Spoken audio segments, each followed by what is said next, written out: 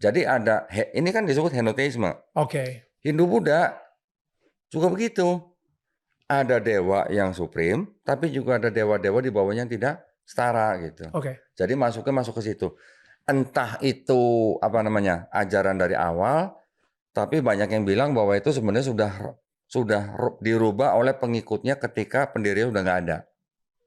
Nah, jadi pada awalnya Hindu, Buddha, Konghucu itu sebenarnya semuanya monoteis. Tapi ketika pendirinya sudah nggak ada, pengikut-pengikutnya yang melakukan inovasi-inovasi. Interesting. Jadi itu sebenarnya juga yang boleh dikatakan sebenarnya kedudukannya itu mirip dengan Kristen. Mohon maaf. Miripnya begini. Kalau ditanya, yang menciptakan agama Kristen siapa? Ya orang Yahudi. Yesus Yahudi, Paulus Yahudi gitu kan katanya. Oke. Tetapi kalau kita ngelihat ayat-ayatnya dan kita compare antara perjanjian lama, antara perjanjian baru juga kita bisa bagi lagi dengan ajaran Yesus dan ajaran Paulus, ternyata perjanjian lama sama dengan Yesus. Perjanjian lama sama dengan Yesus. Ya. Adonai Elohenu, Adonai Ehad. Oke. Tapi yang Yesus beda dengan Paulus. Dalam apanya? Ajarannya? Ajarannya. Oke. Konsep ketuhanannya dan konsep keselamatannya. Nah, jadi kan di Kristen kan percaya dengan Trinitas. Kristen kan terbagi Trinitarian, Unitarian, sama Oneness. Yang Trinitarian ini yang tadi gue bilang serupa dengan yang tadi, yang Hindu, Buddha, Konghucu. Jadi yang Kristen ini mau dibilang politeisme nggak bisa. Tapi mirip dengan henoteismenya yang tadi. Nah, jadi ada satu. Gue nggak ngerti hubungannya, sorry, dari Yesus dan ajaran Paulus tiba-tiba jadi henoteisme. Sorry, boleh gini. Kalau kita bicara Trinitas, itu kan kita yang sekarang orang-orang Kristen taunya Trinitas itu Jesus co-equal, co-eternal. Betul nggak? Jesus co-equal sama co-eternal. And co-eternal dengan Father, betul kan? Kristen yang sekarang bilangnya begitu, yang Trinitarian nih. Tapi abad kedua, ketiga, keempat, nggak begitu. 3, 2, 1, ngobrolin pesona Injil yuk. Setiap hari. Brother. Yes. Barusan kodonditan nih. Oke. Cari perkara nih sama kita. Aduh, kodonditan, shalom bagimu dan shalom bagi semua kita. Yes. Pencinta Igre yang ngopi, ngobrol pesona Injil. Masih bersama dengan Brother Awa. Kita coba ngasih tanggapan lah untuk koko kita ini. Kodonditan ini dengan Dane Mananta di tetangga kamu tuh. Podcastnya mereka. Tapi kita mau buat penekanan dulu di awal ini. Ya, boleh. Bahwa kita punya hak jawab.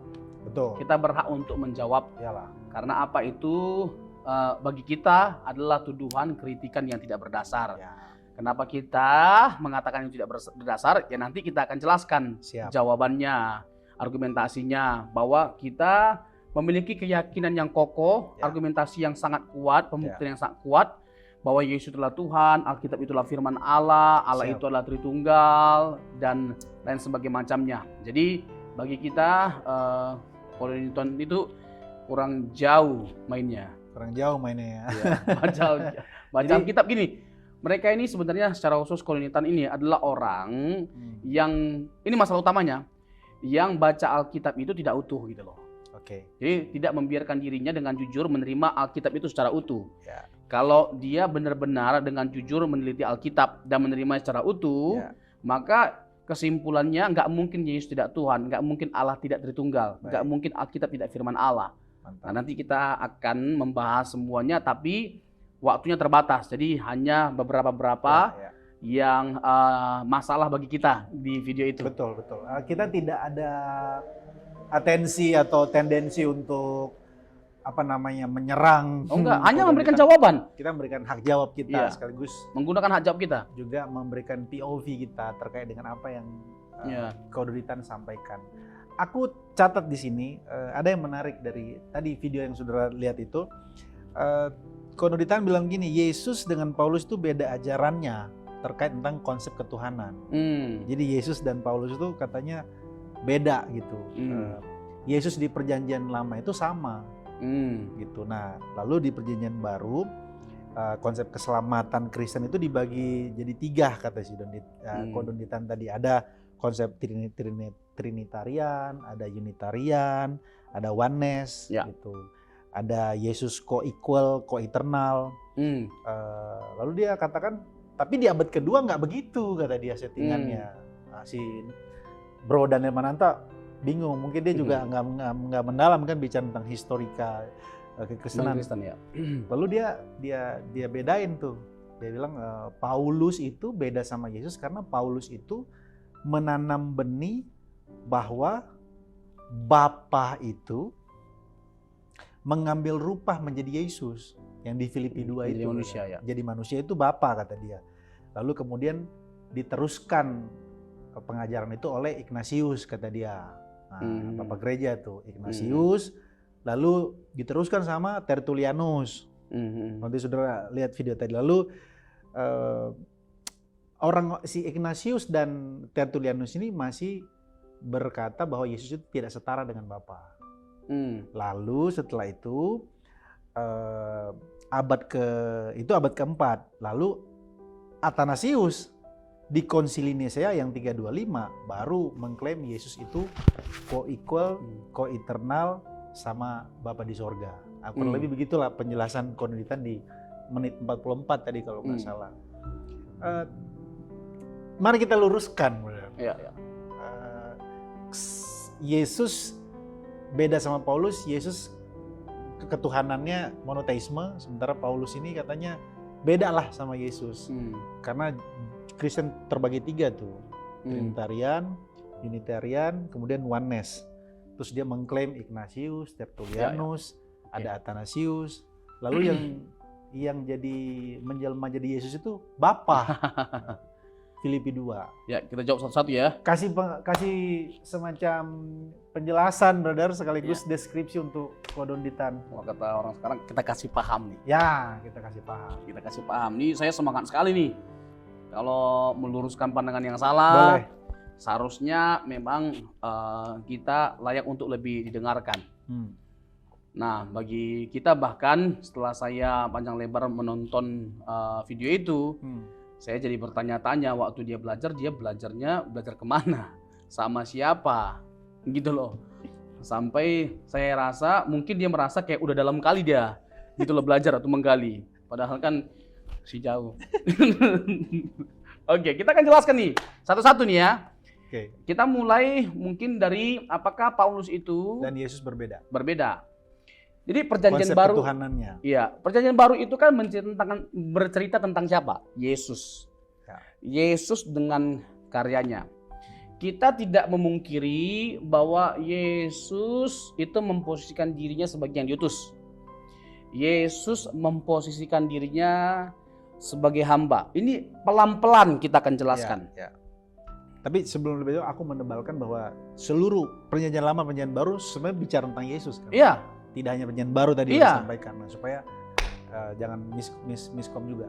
Kalau pusat dari Alkitab itu adalah Yesus, kan itu membuat kita jadi bertanya-tanya, ada apa sampai Yesus yang menjadi pesan utama dari Alkitab? Iya, Matius 24 itu ya. Iya. Lukas 24 ya.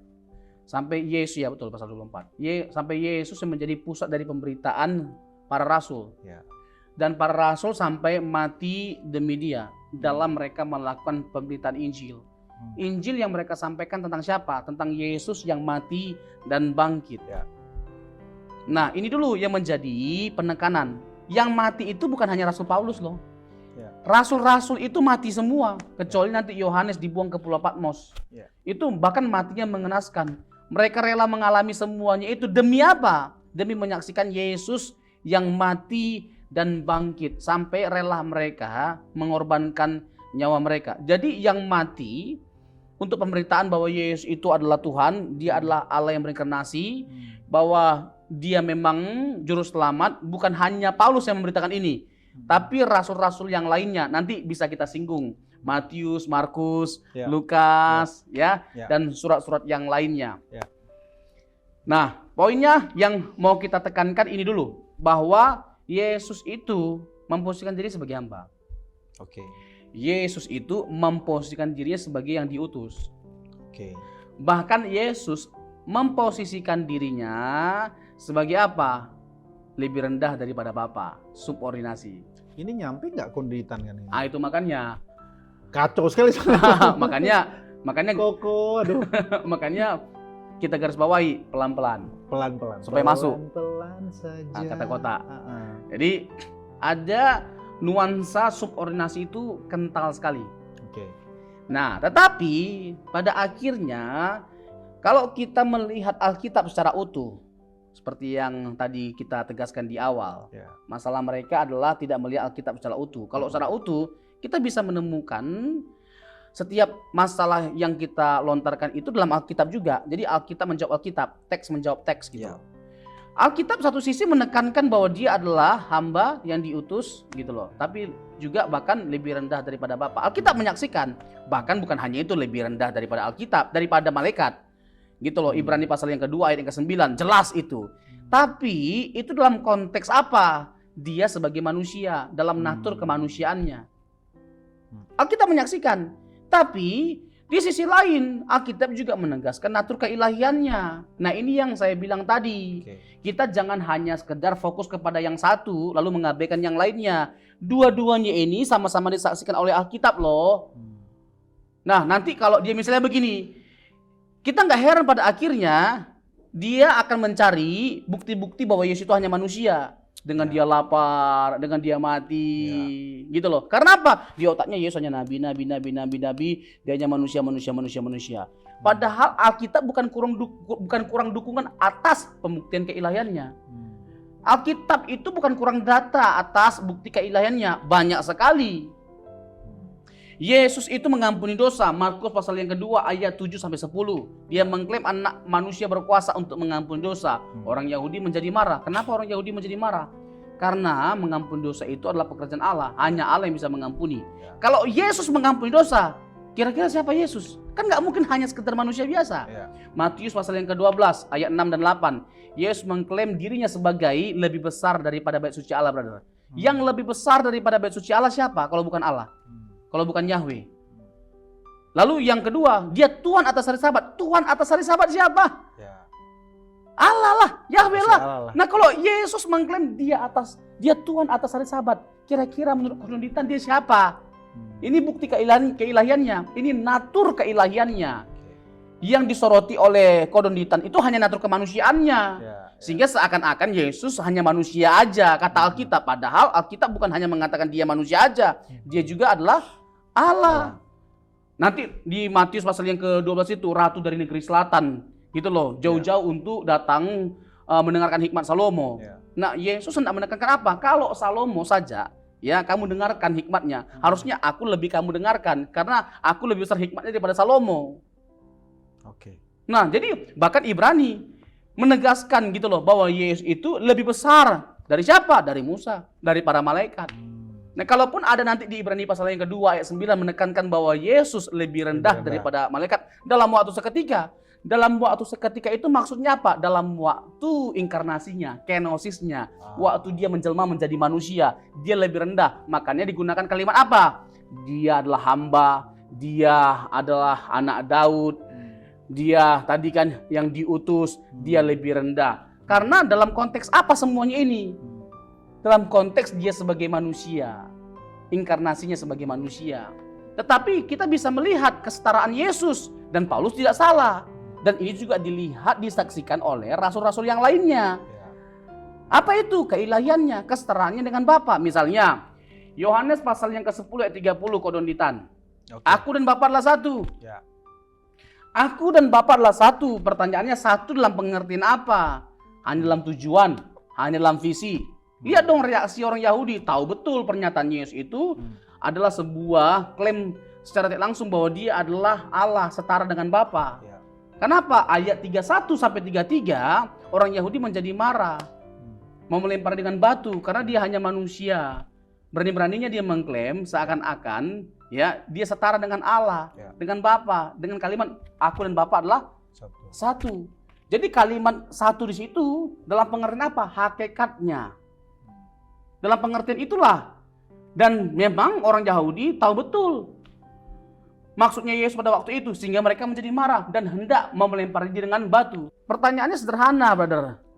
Kalau Yesus tidak sedang menyamakan dirinya dengan Allah, tidak menyamakan dirinya dengan Bapa, kenapa sampai mereka melempari Yesus dengan batu.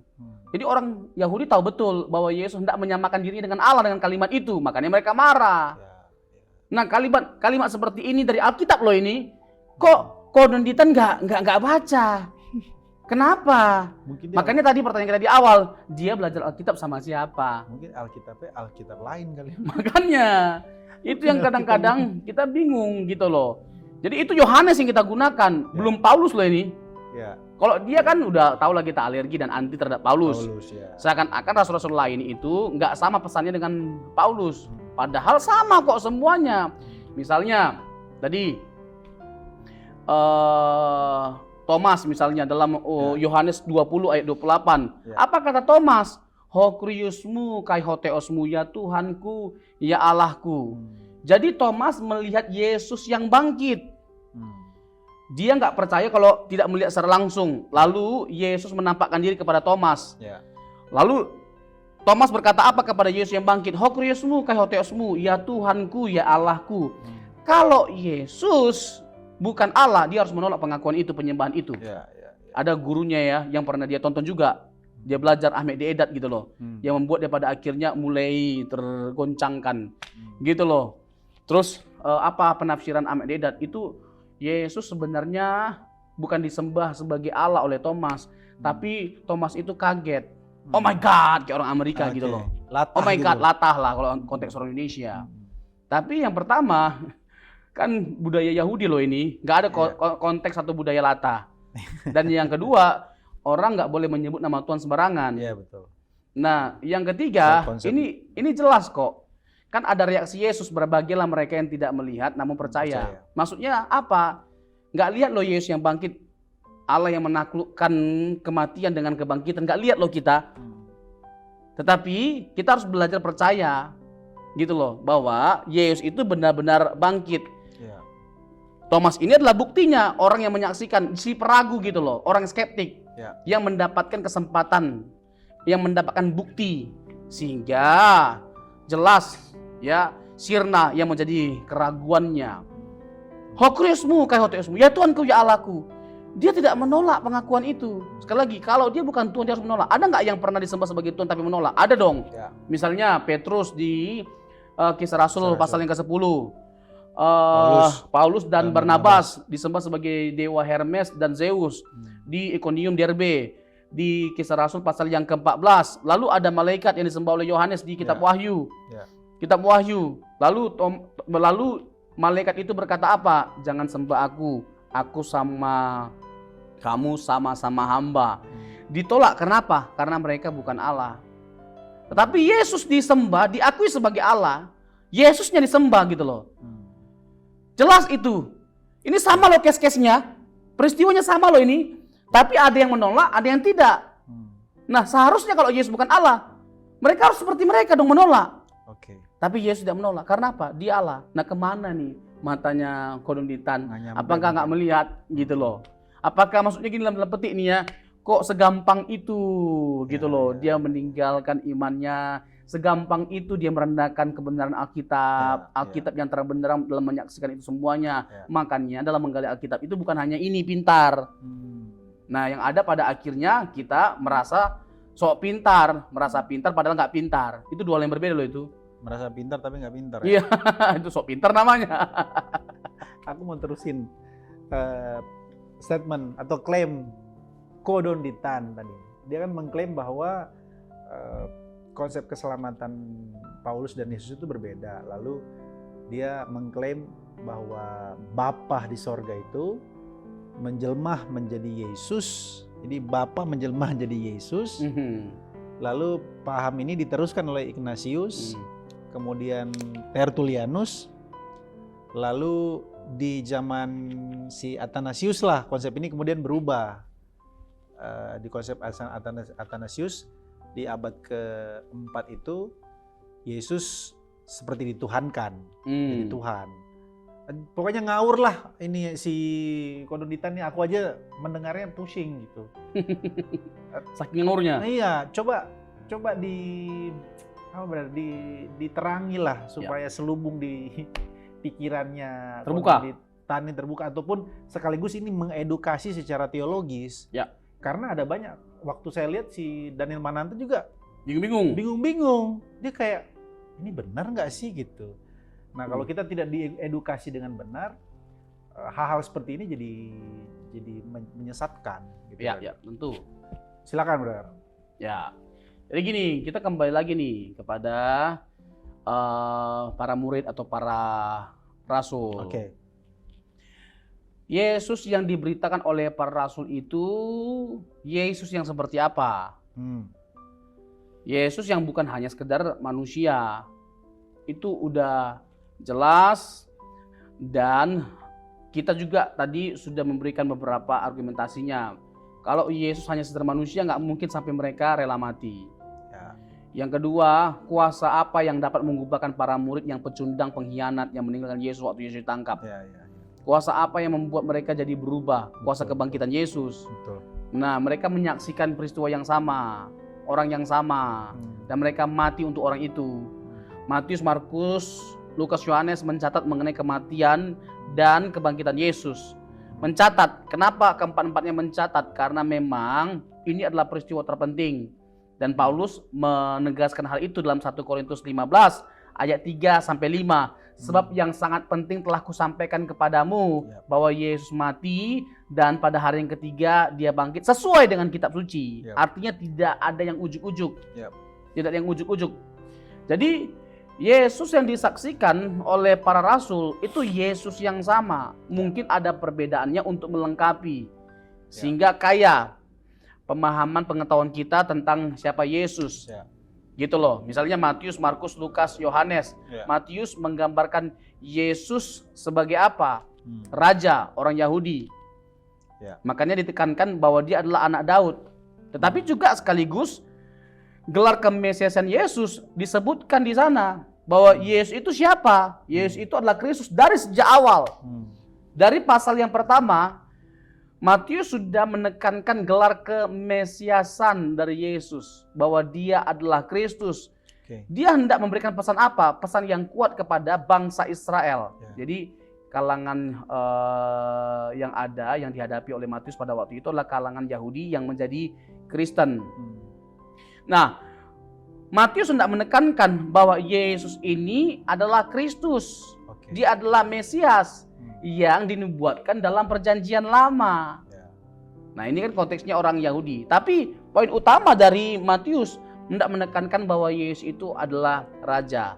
Markus sebagai apa? Yesus sebagai hamba. Tetapi Markus yang menekankan Yesus sebagai hamba juga menekankan bahwa Yesus ada untuk menebus dosa. Markus 10 ayat 45, brother. Dia ada untuk menebus setiap kita. Markus 10 ayat 45. Markus 10 ayat 45. Lagi-lagi Om Ivan, banyak teks ini. Dikatakan demikian dalam ayat 45. Karena anak manusia juga datang bukan untuk dilayani, melainkan untuk melayani dan untuk memberi nyawanya menjadi tebusan bagi banyak orang. Jadi jelas Yesus yang disaksikan oleh Markus adalah Yesus yang bukan hanya sekedar hamba, tapi juga penebus atau penyelamat yang menebus kita dengan mengalami maut atau kematian. Jadi bukan hanya Paulus loh yang memberitakan Allah datang sebagai manusia untuk menyelamatkan kita dengan cara mati. Markus juga. Dia menyampaikan ini kepada siapa?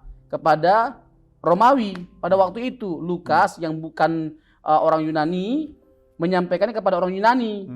Makanya Lukas itu mengidentifikasi Yesus sebagai manusia. Manusia yang terhormat, manusia yang luhur, manusia yang mulia. Tetapi Lukas juga mengidentifikasi ketuhanannya. Lukas pasal berapa? Pasal yang kedua, ayat yang ke-11, brother. Mantap ini, banyak teks ini. Banyak nih. Lukas kedua, ayat yang ke-11. Apa dikatakan oleh Lukas? Hari ini telah lahir bagimu juru selamat, yaitu Kristus Tuhan di kota Daud. So, sebenarnya kalau dikatakan apakah hanya Paulus yang memandang Yesus Tuhan yang mati menyelamatkan setiap kita? Enggak dong. Matius, Markus, Lukas, Yohanes juga sama kok. Ini kan ayat-ayatnya. Ini kan kita sebutkan lalu kita jelaskan. Atau enggak perlu pun kita kasih penjelasan. Teksnya jelas. Ya. Hari ini telah lahir bagimu Yesus Kristus Tuhan di kota Daud. Ya. Ya. Nah ini matanya kemana? Ya, oke. Gitu loh. Oke. Yohanes, Gitu, bro? Yohanes lebih lagi dari sejak awal. Pada mulanya adalah Firman. Firman itu bersama-sama dengan Allah. Dan Firman itu adalah Allah. Tidak ada yang jadi tanpa Dia. Segala yang ada bisa ada karena Dia. Yohanes 1 ayat 1 sampai 3. Lalu Dia yang adalah Allah, Dia yang adalah Firman, yang tanpa Dia tidak ada yang jadi. Datang sebagai manusia, ayat 14 dari pasal 1. NRK en hologos gitu loh. Ya kan? Wasak egeneto. Ya, Firman menjadi manusia. Ya. Lalu ayat 14 tadi kan, Firman menjadi manusia. Siapa Firman yang menjadi manusia, menjadi daging itu? Dia adalah Firman yang bersama-sama dengan Bapa dalam kekekalan. Dia bukan hanya sekedar berbeda pribadinya dengan Bapa, tapi sehakikat dengan Bapa karena sudah bersama-sama dengan Bapa dalam kekekalan. Ini sekaligus menjawab kengawurannya Kodonditan terkait dengan bahwa yang menjelma itu adalah Bapa yang menjadi Yesus. Filipi 2, ini kita mau bahas secara khusus. Memang dalam konteks kekristenan itu ada kelompok yang namanya Sabellianisme, brother.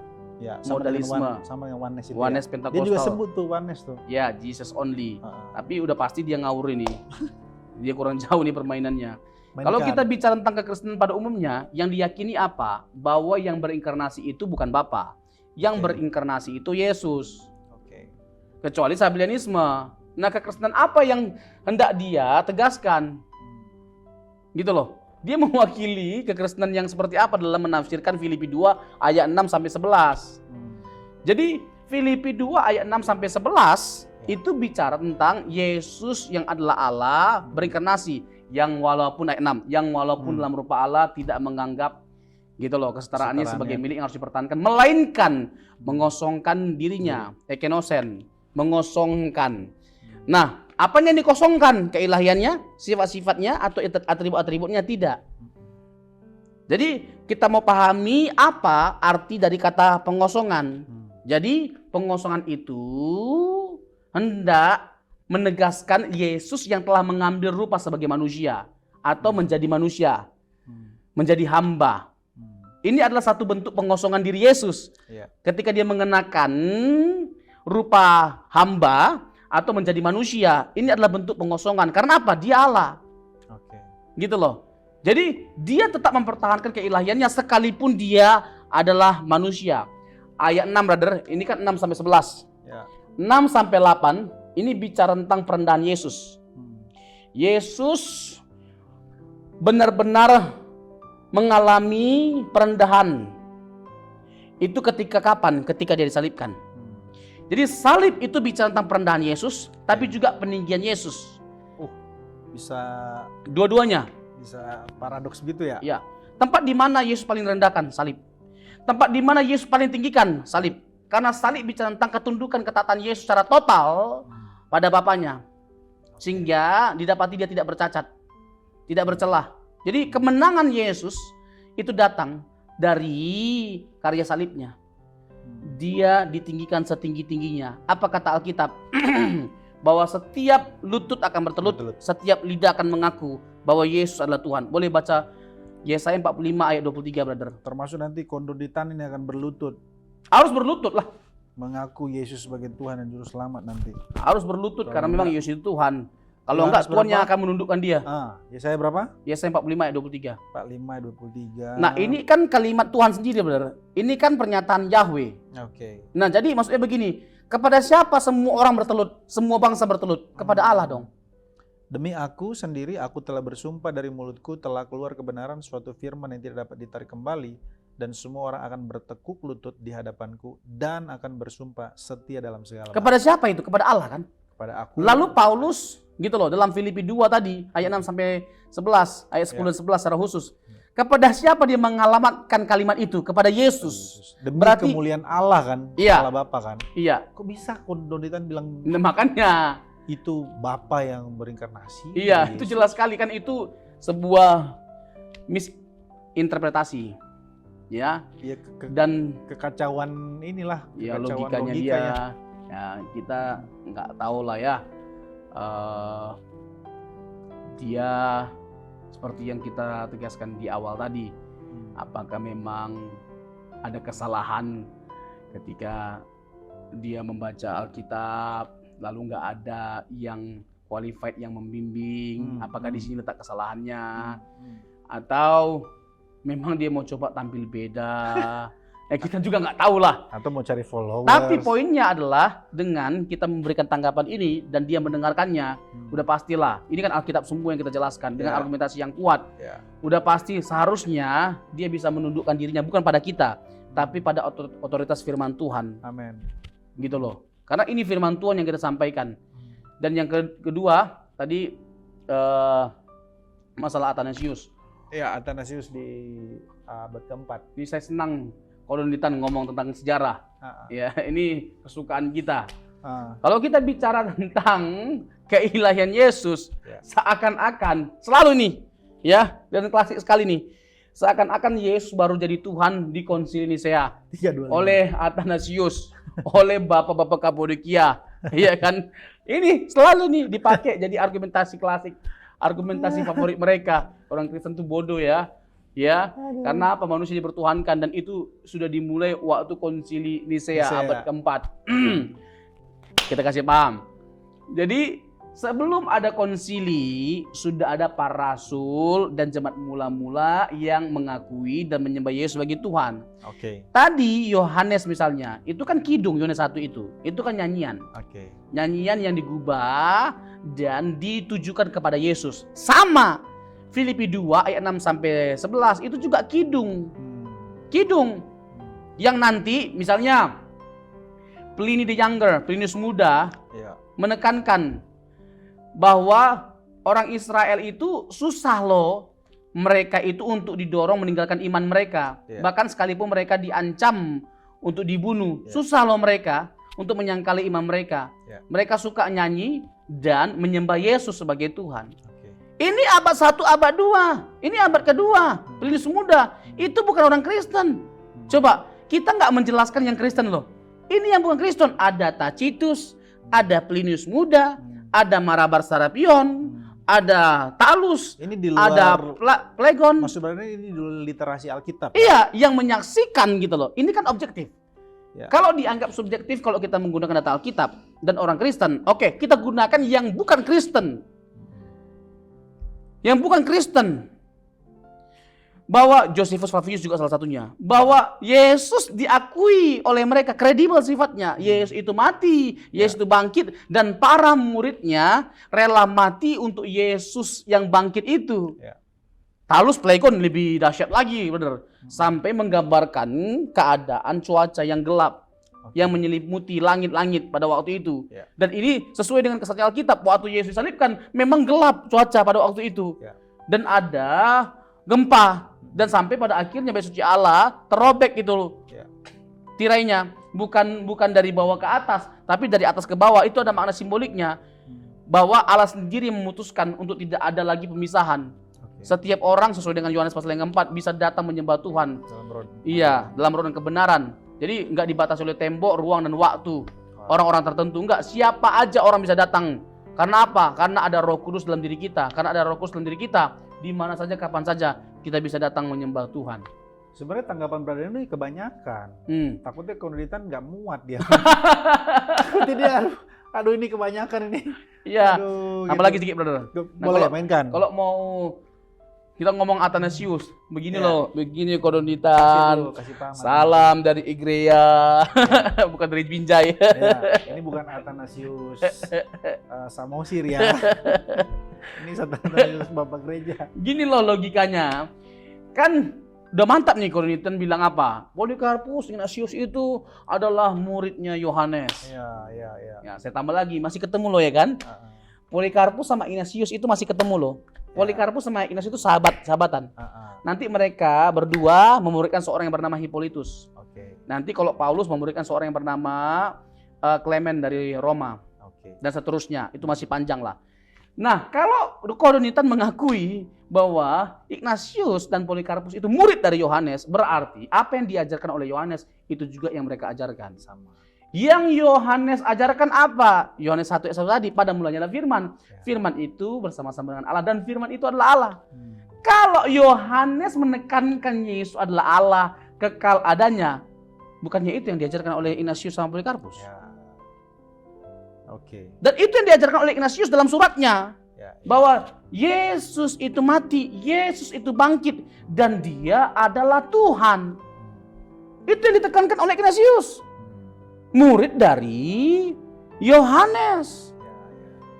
Sekarang ujuk-ujuk gitu loh, hanya Athanasius katanya yang menekankan Yesus itu koikol, koeternal. Saya tambah lagi nih, Yohanes. Nggak mungkin Ignatius sama Polikarpus mengajarkan sesuatu yang berbeda dengan Yohanes. Pasti juga menekankan koikolnya Yesus dengan Bapa, koeternalnya Yesus dengan Bapa, sama kekal, setara. Kenapa? Yohanes bicara tentang apa? Ego eimi. Ego eimi 7 kali klaim Yesus. Ego eimi tanpa predikat yang menekankan keilahiannya. Akulah gembala yang baik. Akulah jalan kebenaran dan hidup. Akulah jalan dan hidup. Di Yohanes pasal yang ke-11. Kalau kamu percaya, akulah dia, kamu tidak mati. Nah, itu kan pernyataan Yesus. Akulah kebangkitan hidup. Itu sebelum pada akhirnya membangkitkan Lazarus. Yang Yesus sampaikan kepada Maria pada waktu itu. Maria dan Marta. Itu kan clear sekali bahwa ada ungkapan-ungkapan keilahian yang nyata yang Yesus sampaikan dalam Injil Yohanes, yang Yohanes catat. Itu bukti-bukti bahwa Yohanes meyakini Yesus itu Tuhan, dia Allah dan setara dengan Bapa. Tadi aku dan Bapa adalah satu, kan clear banget gitu loh. Gitu loh. Terus di Yohanes pasal yang ke-5 juga clear banget gitu loh. Bahwa Yesus itu menekankan bahwa dia adalah Allah dengan superioritasnya. Terus apalagi gitu loh. Ini kan jelas gitu loh. Ini kan runtutan logika berpikirnya. Gak mungkin dong kok jadi Ignatius dan Polikarpus mengajarkan sesuatu yang berbeda dengan apa yang diajarkan oleh Yohanes. Menariknya nih, brother, sampai pada akhirnya Polikarpus sempat dia dibujuk untuk menyangkal imannya supaya selamat. Gak mau loh dia. 86 tahun ini kalimat Polikarpus sebelum pada akhirnya mati martir. 86 tahun aku melayani Tuhan, tidak pernah dia berkhianat terhadap aku. Bagaimana mungkin aku berkhianat terhadap dia? Sebelum pada akhirnya dia dibunuh. Iya. Bagaimana mungkin aku berkhianat terhadap dia? Enggak pernah aku dapati dia salah. Bagaimana mungkin aku mengkhianati dia? Ini Polikarpus. Sampai pada akhirnya dia mati dalam mempertahankan imannya. Mantap. It's amazing. Kodondi, jadi jelas ya, Yesus itu bukan jadi Tuhan di zaman Athanasius di 325 Konsili Nisea abad keempat. Memang sudah jauh dari sebelumnya Tuhan Yesus sudah diakui sebagai Tuhan dan Juru Selamat. Ada yang lebih ngawur lagi. Siapa tuh? Masih Kodonditan. Apa tuh? Lihat, coba lihat video ini. Kok Felix atau Kodonditan? Kodonditan, lihat dulu video ini. Yesus itu Muslim, ada yang bilang gitu kan? Ya. Bener, karena di dalam ayat-ayat itu jelas. Dia juga disunat, dia puasa, dia nggak makan babi, dia sujud, dia dikafani, bahkan dia akikah. Which is dia Jewish. Which is dia Jewish. Dan itu yang dilakukan oleh Yahudi gitu kan. Iya. Tapi ternyata sekarang dilakukan oleh Islam. Dan tapi bedanya Yesus mungkin tidak percaya sama Nabi Muhammad gitu. Oh enggak. Right? Itu yang mungkin membuat dia bukan Muslim karena dia tidak percaya sama Nabi Muhammad. Karena kan belum ada Nabi Betul. Muhammad. Jadi kalau misalnya untuk menjadi seorang Muslim kan dua itu kan, maksudnya kayak. Enggak. Gini, yang pertama kalau syahadat. Kalau untuk orang zaman sekarang yang sudah diturunkan Quran dan syariat Islam, orang zaman sekarang yang mau disebut Muslim ya dia bersyahadat dengan syahadatnya yang disebut dengan asyhadu alla ilaha illallah wa asyhadu anna Muhammadar Rasulullah. Betul. Tapi pada zaman Yesus syahadatnya gimana? La ilaha illallah Isa atau Yesus Rasulullah. Yohanes 17:3. Interesting. No, I don't understand. Yohanes 17:3, inilah hidup yang kekal. Untuk mengenal engkau. Engkau siapa? Bapa, satu-satunya Allah yang benar dan mengenal Yesus Kristus yang kau utus. Jadi kalau diterjemahkan ke bahasa Arab apa? La ilaha illallah, Yesus Rasulullah, sama sebenarnya. Setiap nabi pada zamannya, orang mau yang hidup pada zaman itu ya dia syahadatnya dengan nabi yang sudah diturunkan syariat gitu. Nah, lihat kan? Ngawur kan? Masa dia bilang Tuhan Yesus itu agamanya Muslim? Aduh. Yesus agamanya Muslim. Lalu dia pakai argumen Yesus itu puasa, Yesus itu disunat, Yesus itu nggak makan babi, dia sujud, dia dikafanin, bahkan ada istilah dia diakikah. Aku kurang tahu akikah itu apa. Bahkan kemudian dia masih ngutip lagi teks. Si Daniel Mananta kan nanya, loh, which is kan Yesus kan Jewish ya, Yahudi, kok bisa jadi Muslim gitu kata dia. Bahkan dia bertanya sesuatu yang esensial, bukannya jadi Muslim itu harus mengaku Allah, kemudian harus percaya juga kepada Nabi M gitu. Lalu dia bikin argumen klaimnya, oh Yesus itu juga mengklaim dirinya sebagai rasul gini, dan dia kutip Yohanes 17 ayat 3. Oke gini. Ini gimana, brother? Konon di begini. Oh haleluya.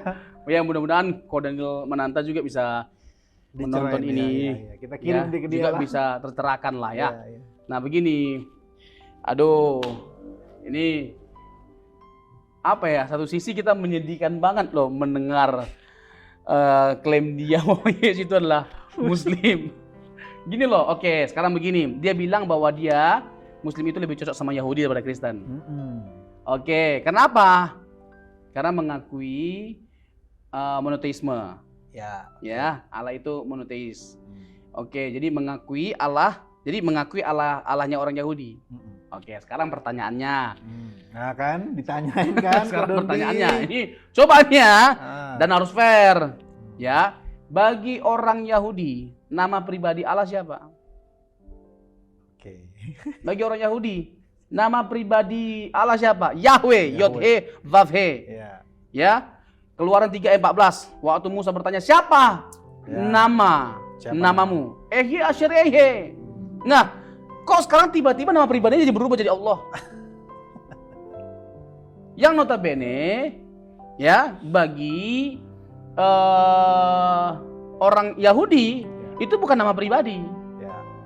Yaitu hakikatnya dia, tapi nama pribadinya Yahweh, yang mana seluruh eksistensi Allah dan karyanya itu tergambarkan lewat nama itu. Bahwa itu adalah nama yang menunjukkan bahwa dia sang kehidupan, dia kekal, bahwa hidup itu ada daripada dia, dan nama itu adalah nama yang membuat perjanjian dan yang akan memenuhi perjanjian itu. Dan tergenapi semua nama itu, makna nama itu pada diri Yesus. Pada diri Yesus, dan dia adalah Yahweh itu sendiri. Karena apa? Dia sang kehidupan, dia sang penyelamat. Pada dia ada kekalan. Dia datang untuk memberikan hidup, bukan bios, zoe. Akulah kebangkitan dan hidup. Akulah jalan kebenaran dan hidup. Itu jelas sekali. Sekarang pertanyaan sekali lagi, siapa nama pribadi? Coba jawab dengan jujur. Siapa nama pribadi dari pribadi Allah? Nama pribadi Allah dari Yahudi, agama Yahudi. Coba jawab. Kok tiba-tiba diganti? Itu dulu deh. Kalau dia bisa jawab, hebat kali dia. Jadi kalau dia memaksakan bahwa Tuhannya sama dengan Tuhan Yahudi, orang Yahudi, agama Yahudi, seharusnya enggak itu dong namanya. Iya, betul. Gitu, Brother. Ya mudah-mudahan lah mereka ini sebenarnya gampang banget, nggak mungkin kan nangkap. Iya, kecuali mau mengeraskan hati. Di situ aja tuh poinnya. Jadi bener nggak Yesus ini agama yang nggak mungkin lah. Jadi jangan sama-samakan lah. Ya, jangan tidak bermaksud untuk menyinggung agama Muslim, tapi ini memang jelas-jelas verbatim Ko Donitan tadi saudara bisa lihat kan. Ini kitab-kitab kami. Yesus Tuhan kami. Lalu mereka mencoba untuk menyimpulkan Yesus bukan sesuai dengan kitab suci. Dengan kacamata mereka, nyambung nggak? Seharusnya kalau bicara tersinggung, siapa yang tersinggung? Ya, betul juga sih. Kan dia bilang bahwa waktu saya mencoba untuk melihat Muslim, ya ini kan Muslim ini Islam ini banyak terapai istilahnya ya. Saya lupa dihina, banyak dihina. Ya, ayolah Ko Donitan, jujurlah, nggak usah jauh-jauh lah di luar sana, di Indonesia aja. Siapa agama yang paling banyak dihina, dicercah, dipersekusi, di penjara, yang bahkan banyak yang mati karena imannya. Agama apa yang paling banyak mengalami persekusi ini? Dan rata-rata yang melakukan persekusi pengurusan gereja Itu kelompok dari mana? Jawab deh. Ya. Ya. Oke, Jawab aja. sebelum beremosi, Iya. tanggapin dulu yang Yohanes 17 ayat 3 itu maknanya apa? Aku gitu loh. Ini ya, mengenal engkau satu-satunya sebagai Allah yang benar dan Yesus sebagai yang kau utus. Oke, Yesus mengklaim bahwa Allah sebagai satu-satunya Allah yang benar. Bukan berarti dia jadi tidak Allah. Oke. Karena apa? Ini kan jelas inilah hidup yang kekal itu. Enggak cukup hanya mengenal dia sebagai satu-satunya. Itu katanya syahadatnya Tuhan Yesus. Ya, oke. Tapi kan ada kalimat dan mengenal Yesus Kristus yang telah engkau utus. Ya. Artinya kalau kita tidak percaya kepada Yesus yang diutus oleh Bapa untuk kita selamat, selamat nggak kita? Ini satu paket loh, jangan dipisahkan. Nah ayat yang kelima, Kogedondi, yang kelima, jangan lari dong. Ini masih pasal yang sama, konteks yang sama kok. Mainkan. Iya, jangan comot-comot ayat, ambil satu, lepaskan dari konteks. Kalau kami melakukan ini kepada kitab suci Anda, bagaimana reaksi Anda? Ini kaidah hermeneutik yang paling basic. Jangan dong lepaskan teks dari konteks. Elementer, Ayat 5-nya dong. Oleh sebab itu, ya Bapa, permuliakanlah aku padamu sendiri dengan kemuliaan yang kumiliki di hadiratmu sebelum dunia ada. Father, glorify me with the glory I had before the world was created. Permuliakan aku dengan kemuliaan yang kumiliki sebelum dunia dijadikan. Jadi kalau dalam Yohanes pasal yang ke-8 ayat 58, di sana Yesus menegaskan praeksistensinya sebelum Abraham ada. Was, I am. Ya, sebelum Abraham ada, aku ada. Itu kalimatnya present, di mana Yesus tidak pernah tidak ada. Yahudi, orang Israel pada waktu itu wajar marah karena umur Yesus belum sampai 50 tahun. Sementara jarak Abraham dengan Yesus 2000 tahun. Nah, dia bisa mengatakan hal itu karena dia adalah Allah yang praeksistensi. Lalu pertanyaannya ayat 56-nya, Abraham telah melihat hariku dan ia bersuka cita. Pertanyaannya, di mana Abraham pernah melihat Yesus dan ia bersuka cita? Kejadian 18 di Tarbantin Mamre. Wow, tuntas ini Kodondi. Itu jelas sekali. Jadi marilah gitu loh, bukan hanya sekedar menggunakan akal, lalu mencari-cari kesalahan. Orang yang terus hanya sekedar mencari-cari kesalahan, ya nggak mungkin bisa menemukan kebenaran. Oke, nice. Salah satunya juga selain Kodonditan ada Ko Felix, brother. Dia katanya selama dia di Kristen dia nggak menemukan kebenaran ini katanya. Oke. Coba lihat dulu videonya. Pertanyaan gue ke lu nih, murid-murid Yesus manggil Yesus apa? Mas kan nggak mungkin. Kok nggak mungkin? Ayo lo, pusing kan lu? Nah sekarang aku tanya sebelum lu jawab. Yes. Para sahabat memanggil Nabi Muhammad manggilnya apa? Para sahabat, ya Rasulullah. Betul. Itu tercatat jelas. Ya Rasulullah. Ya Nabiullah. Oh iya, maksudnya secara itu saja sudah dalam tanda kutip safe zone untuk kita tahu positioning Rasulullah. Betul. Nah itulah mengapa penting banget aku nanya ke lu dan kepada semua orang yang dengerin kita. 12 rasul ini manggil Yesus apa? Karena atau dengan itu kita tahu bagaimana dia mendudukan Nabi Isa. That's right. Oke. Manggilnya apa kira-kira? Ya kalau bener mah ya Nabi gitu. Ya Rasul. Nggak ada. Aku nggak menemukan, bukan nggak ada. Oh maksudnya ini secara literasi mereka. Tapi ada nggak yang memanggil wahai Tuhanku gitu? Itu pertanyaanku. Dan ternyata menurut tradisi yang aku tahu, dan aku udah tahu ini semenjak aku Kristen, Yesus dipanggil Ustadz, guru. Guru makanya murid-murid ya disebutnya ya. Wahai murid-muridku, maka mereka bilang guru. Jadi kata Ko Felix, aduh ini makin ngawur lagi nih. Si Ko Felix ini nanya ke temannya yang lagi podcast itu, seperti yang video saudara lihat itu. Dia bilang 12 rasul itu manggil Yesus apa? Jadi selama dia di Kristen, dia belum pernah menemukan Yesus itu dipanggil Tuhan oleh para rasul. Yang ada Yesus itu dipanggil Ustadz, guru, brother. Kasih dulu tanggapan brother ke Ko Felix ini. Dia baca Alkitab yang mana selama dia di Kristen? Kok bisa dia bilang bahwa Yesus ini tidak pernah dipanggil Tuhan oleh murid-muridnya? Bahkan ya dia memberikan positioning antara seorang nabi dengan Yesus, bahwa Tuhan Yesus tidak pernah dipanggil Tuhan, tapi seorang nabi pernah dipanggil oleh mereka nabi. Tadi ada yang perlu saya tambahkan, saudara, bahwa Yesus mengklaim dia ada sebelum Abraham ada. Itu praeksistensinya. Praeksistensi, ya. Tapi kekekalannya tadi Yohanes 17 ayat 5. Kan Kodonitan hanya mengutip ayat 3. Iya. Sementara ayat 5 dan 3 gitu loh. Ayat 5 itu menjelaskan ayat yang ketiga tadi. Iya. Bagaimana kalau kita bicara keselamatan nggak bisa terlepas dari Yesus. Jadi bukan hanya percaya Bapa sebagai satu-satunya Allah yang benar, tapi juga percaya Yesus. Gitu loh. Karena juga kehidupan bisa ada karena Yesus yang menyatakan keselamatan lewat kematian dan kebangkitannya. Dalam Injil Yohanes secara khusus, berbicara kepada Yesus sama dengan berbicara kepada Allah. Bapak. Bertemu dengan Yesus sama dengan bertemu dengan Allah.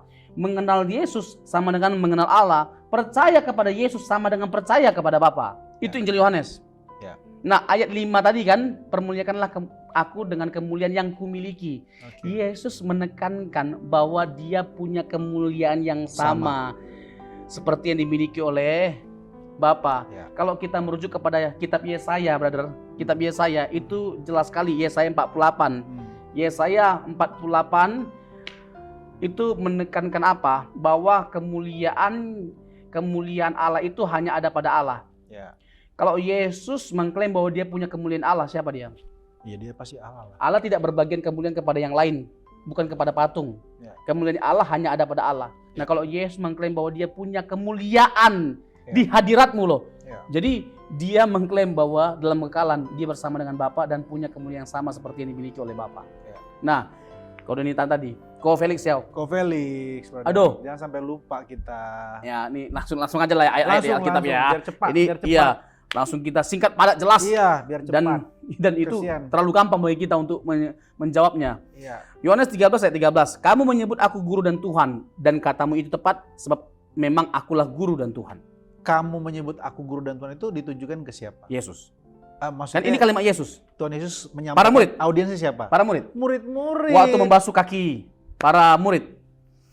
Ayat 14. Jadi jikalau aku membasuh kakimu, aku yang adalah Tuhan dan gurumu, maka kamu pun wajib saling membasuh kakimu. Aku Tuhan dan gurumu. Dia baca Alkitab mana ya? Lalu yang kedua, tadi yang benar, Yohanes 20:28. Ya. Yohanes 20:28, waktu Thomas melihat Yesus yang bangkit. Ho Kriusmu, kai hoteosmu, ya Tuhanku, ya Allahku. Yesus diakui bukan hanya sebagai guru, tetapi dia adalah Tuhan dan dia adalah Allah.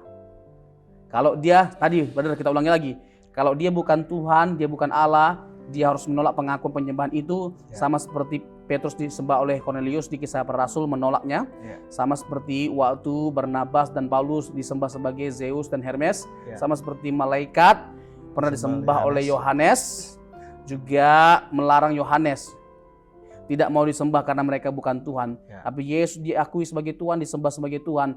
Dia tidak menolak pengakuan atau penyembahan itu. Dan which is dia Tuhan itu sendiri. Tuhan Thomas, yang selamat. Thomas loh, ini kan murid. Dan bisa-bisanya loh waktu Filipus misalnya, waktu minta supaya Yesus menunjukkan Bapa itu. Aduh Thomas, sudah berapa lama kamu sama aku? Kamu lihat aku, kamu melihat Bapa. Tadi yang saya bilang tadi dalam Injil Yohanes, berbicara kepada Yesus, berbicara kepada Allah. Percaya Yesus sama dengan percaya Allah. Bertemu dengan Yesus sama dengan bertemu dengan Allah. Kamu lihat aku, kamu melihat Bapa. Waktu Petrus disuruh Tuhan Yesus untuk menebar jala, dia sebut nama Tuhan juga nggak ya waktu itu? Tuhan, jangan aku tidak layak, aku orang berdosa. Ada kata Tuhan juga kan? Iya, guru atau Tuhan. Iya, guru atau Tuhan. Aduh, itu di beberapa teks ya. Jadi Ko Felix, aduh.